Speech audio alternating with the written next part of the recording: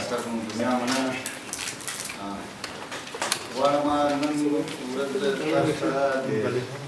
کورنۍ چارو وزارت لاسته راوړنو باندې وغږیږو.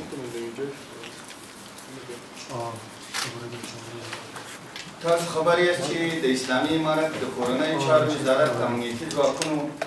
د هېواد په ګوټ ګوټ کې د خپلو هېوادوالو د لا ښه امنیت خوندیتوب په موخه شپه ورځ پر ځان یې وکړي او زیار باسي چې زموږ هېوادوال په ډاډه زړه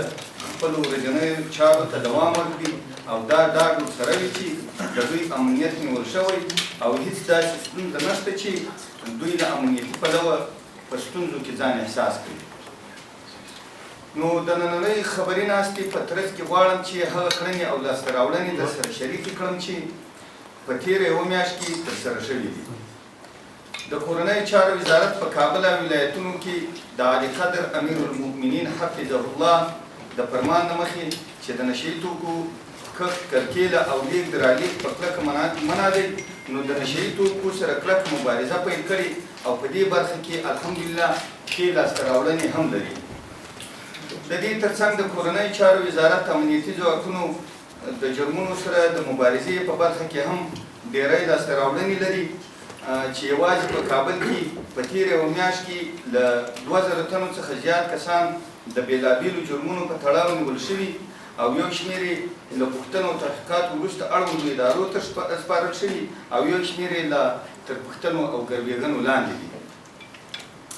د دې ترڅنګ د هېواد او خاورې دښمنانو غوښتل چې کرغېړنې کړنې ترسره کړي چې په ډېرو برخو کې د یادو پیښو مخنیوی شوی او یو شمېر کسان د یادو پیښو په تړاو نیول شوي هم دي.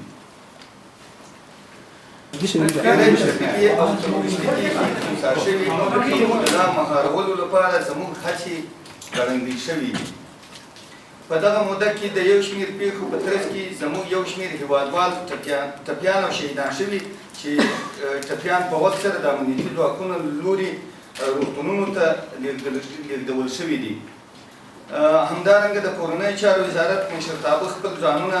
د شهیدانو له کورنیو سره په دغه ستر او دروند غم کې شریک بولي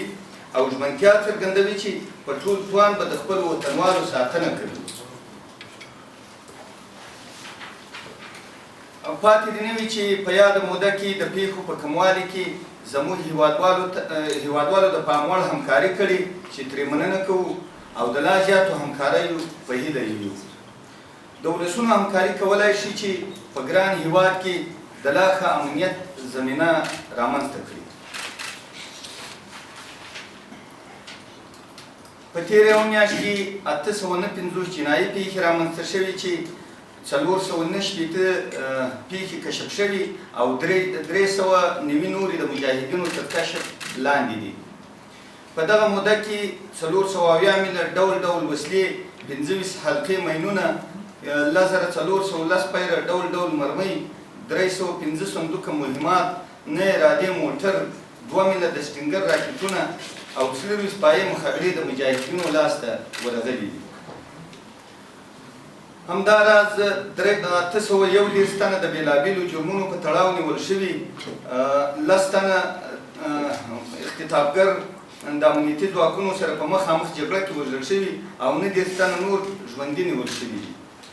12 تنه هېوادوال د تښتوونکو له منګولو ژغورل شوي او خپلو کورنیو ته سپارل شوي دي. 15 ارادې ورک شوي موټر هم د مجاهدینو له لوري پیدا شوي او خپلو اصلي څښتنانو ته ورکړل شوي دي.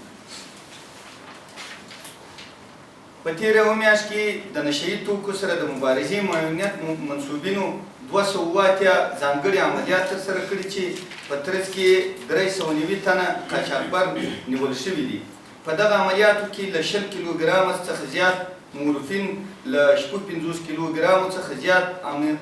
امفیتامین، له 2000 کیلوګرامو څخه زیات تریاک، نږدې 3000 کیلوګرامه چرس، له 130 کیلوګرامو څخه زیات هیروین، نږدې 300 لیتره الکولي مشروبات، 560 کیلوګرامه تخمر شوي ممیز، نږدې 400 قرصه تابلیتکان او همدارنګه نږدې 600 کیلوګرامه کیمیاوي مواد، 8 میله وسلې، 3 ارادې موټر او 2 سیټه موبایلونه د امنیتي ځواکونو لاسته ورغلي دي. او د نشریاتو یوه کارخونه هم پاتې نه چې د نشري توکو سره د مبارزې معاینت منصوبینو د امارت د واکمنۍ را په دې خوا تر اوسه پورې جمله 70,000 معتادین صحي مراکزو ته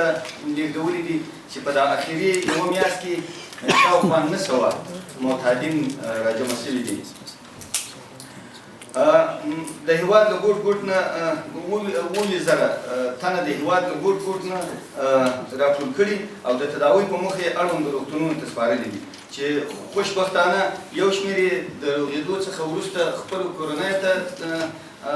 لېږدول شوي دي، پرېښودل شوي دي او یو شمېر نور یې هم لا تر تداوي لاندې دي. د ملي پولیسو اکاډمي کې 15 تنه د ماسترۍ په کچه کې په زده کړو بوخت دي او 310 تنه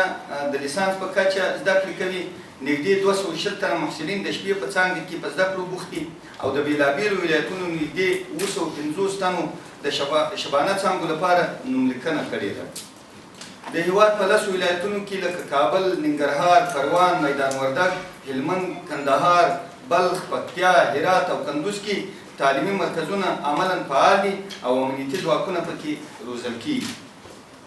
د یادو مرکزو ترڅنګ نور ځانګړي مرکزونه لکه د محافظت عامې روزنیز مرکزونه، د زندانونو روزنیز مرکز، د استخباراتو روزنیز مرکز،